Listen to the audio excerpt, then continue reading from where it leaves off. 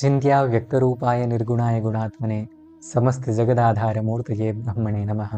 श्री गुरुभ्यो नमः। स्वागत है आप सभी का मीन राशि वाले जातकों के लिए वर्ष 2025 के इस पहले महीने जनवरी के इस मासिक राशिफल के सत्र में। यहाँ पर हम मीन राशि वाले जातकों के लिए आने वाला यह जो वर्ष 2025 का पहला महीना है, यहाँ पर किस प्रकार से आपको क्या सावधानियां रखना चाहिए, किस प्रकार से शुभाशुभ परिणामों की आपको प्राप्ति हो सकती है, किन कार्यों में आपको प्रयास बढ़ाना चाहिए जिससे कि आप और ज़्यादा सफल हो सकें, अथवा किन शुभ परिणामों की प्राप्ति इस जनवरी 2025 के महीने में आपको हो सकती है, आदि सभी विषयों पर जो है विस्तार से चर्चा करेंगे तथा जानेंगे कि यह जो जनवरी 2025 का महीना है, यह आपके लिए किस प्रकार के शुभाशुभ वृत्तांतों को दर्शाता है। यह जो आपका राशिफल है, यह आपकी चंद्र राशि पर आधारित है और नाम राशि वाले जातक भी इस वीडियो को देख सकते हैं। यहाँ पर चंद्र राशि अथवा नाम राशि आदि क्या होता है, इससे संबंधित भी मैंने एक वीडियो बनाया हुआ है, लिंक डिस्क्रिप्शन में मैं डाल दूंगा, आप चाहें तो उसको भी स्पष्टता के लिए देख सकते हैं। आरंभ करते हैं आपके राशिफल का। यदि आप देखेंगे तो यहाँ पर हमने स्क्रीन को दो भागों में विभाजित किया है। पहला, यहाँ पर हमने ग्रह के भावफल लिखे हुए हैं। तदुपरांत गोचर वशात सबसे ज़्यादा जो महत्वपूर्ण विषय होता है वह स्थान वशात ग्रह शुभ है अथवा नहीं। तो यदि आप यहाँ पर देखेंगे अंत में रक्त वर्णाक्षरों में जो है यहाँ पर आपको शुभ अशुभ अथवा विपरीत व्यथा शुभ इत्यादि जो है देखने के लिए प्राप्त होंगे, क्योंकि इन्हीं की ही सबसे ज़्यादा प्रधानता गोचर में है। अतः यह एक भाग विशेष हो गया तथा दूसरा इसका जो प्रायोगिक पक्ष है यह हम गोचर कुंडली में देखेंगे। यह जो है गोचर की वर्तमान कालिक जो ग्रहों की अवस्था है वह आपके सामने द्योतित की गई है मीन राशि वाले जातकों के लिए। आरंभ करते हैं आपके राशिफल का सर्वप्रथम शरीर एवं स्वास्थ्य से।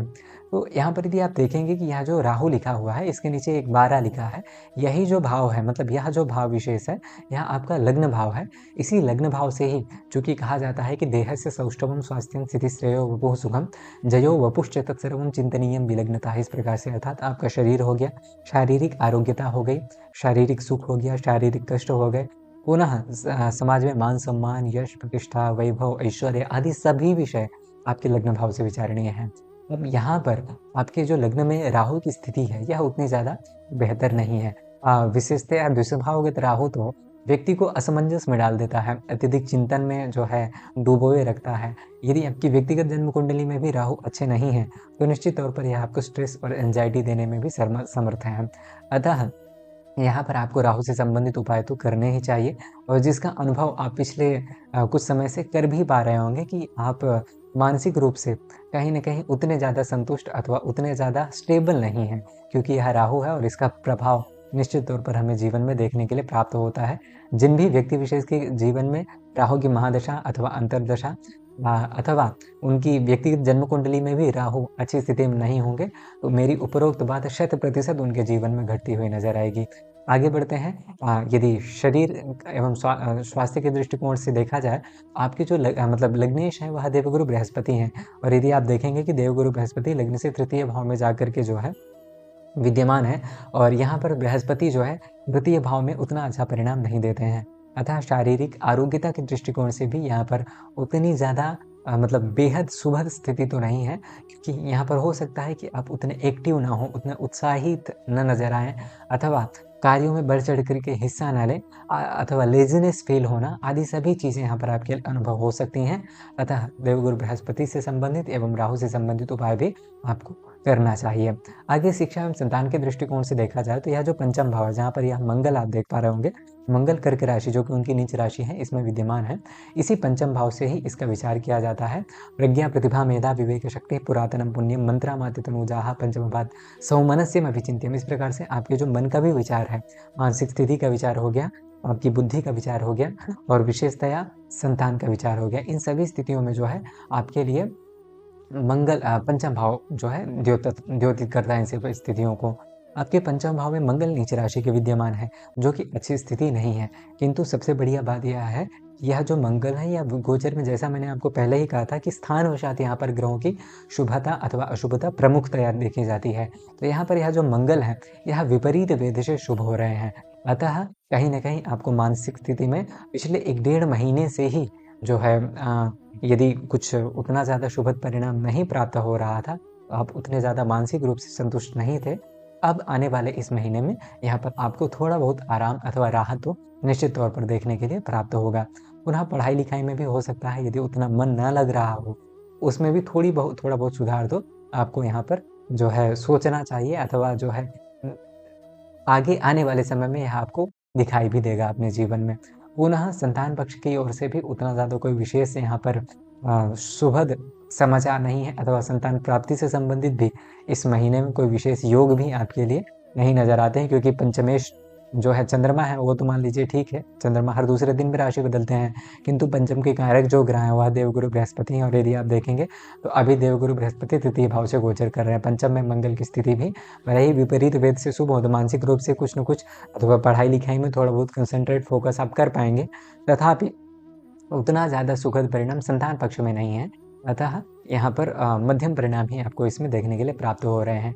दाम्पत्य एवं व्यवसाय की ओर देखा जाए तो यहाँ पर आपके सप्तम भाव से इसका विचार किया जाता है। यदि आप देखेंगे केतु की स्थिति है और यहाँ पर कन्या राशि है, तो केतु की स्थिति विच्छेदात्मक ग्रह है। सप्तम भाव में ऐसे क्रूर ग्रह का होना ही जो है अशुभता का द्योतक है। पुनः चूंकि केतु क्या है कि व्यक्ति को अलगाव करा देता है।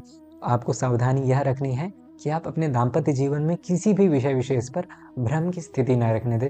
जो भी हो विषय को एकदम स्पष्टतया रखें, किसी के भी समक्ष हो। मतलब यदि आप दोनों आपस में यदि व्यावसायिक पार्टनरशिप में हैं तो उसमें हो, अथवा दाम्पत्य जीवन में हो तो उसमें, लव लाइफ में हो तो उसमें, कहीं भी हो किसी के साथ भी यदि आप पार्टनरशिप में हैं तो निश्चित तौर पर यहाँ पर आपको स्पष्टता, क्लैरिटी रखना ज़रूरी है, नहीं तो भ्रम से ही चीज़ें यहाँ पर बिगड़ सकती हैं। दूसरी बात यह है कि आपको व्यवसाय में कुछ भी विशेष निर्णय धैर्यपूर्वक लेना चाहिए तथा व्यवसाय में आगे बढ़ने से पहले सोच समझ करके ही चीज़ों को अच्छे से प्लान करके ही आगे बढ़ना चाहिए। केतु से संबंधित उपाय भी दाम्पत्य एवं व्यवसाय के दृष्टिकोण से आपको करना चाहिए।